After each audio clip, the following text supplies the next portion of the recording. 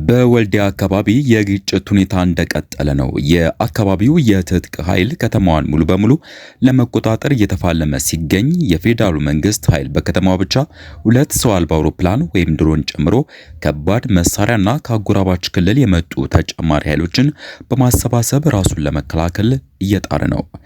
በከተማ ውስጥ የሚገኙ የመንግስት አመራሮች ወልዲያን ለቀው እንደወጡ የቆዩ ሲሆን የፌዴራሉ መንግስት ኃይልም የማፈግፈግ ሁኔታ ላይ እንደሚገኝ የዓይን እማኞች ተናግረዋል።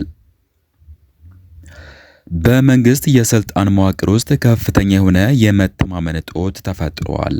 አንዳንድ የትጥቅ ኃይሎች እያስመዘገቡት ባለው ውጤት ምክንያት ከባህር ዳር እስከ አዲስ አበባ ባሉ አካባቢዎች ውስጣዊ ጭንቀትና መደናገጥ እንደነገሰ ተገልጿል። የሀገሪቱ ከፍተኛ አመራር እየከዱኝ ያሉት እነማን ናቸው? አስቸኳይ አጣርታችሁ አሳውቁኝ የሚል መመሪያ ሰጥተዋል። በተጨማሪም በአማራ ሳይንት አካባቢ ያለው የትጥቅ ኃይል መነቃቃት የመንግስት አካላትን በከፍተኛ ሁኔታ እንዳበሳጨ ተጠቁሟል።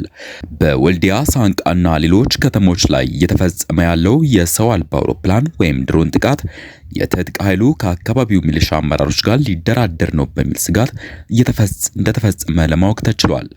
በተለይ ባለፈው ቀን የወልዲያና የሰሜን ወሎ ዞን አመራሮችን ያስቸገሩት ከአካባቢው ትጥቅ ኃይል ጋር አብረው ስለሚሰሩ ነው ተብሎ ግምገማ ተደርጓል።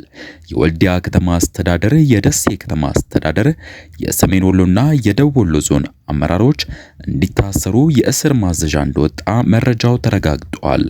የአካባቢው ትጥቅ ኃይሎችም ሆነ ህዝቡ ራሱን እንዲጠብቅ ጥሪ ቀርቧል።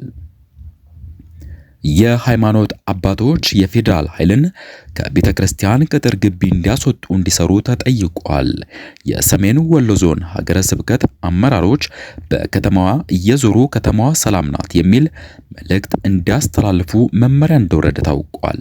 በተጨማሪም የሃይማኖት አባቶች ላይ ጥቃት የሚፈጸም ቡድን መዘጋጀቱ ተሰምቷል።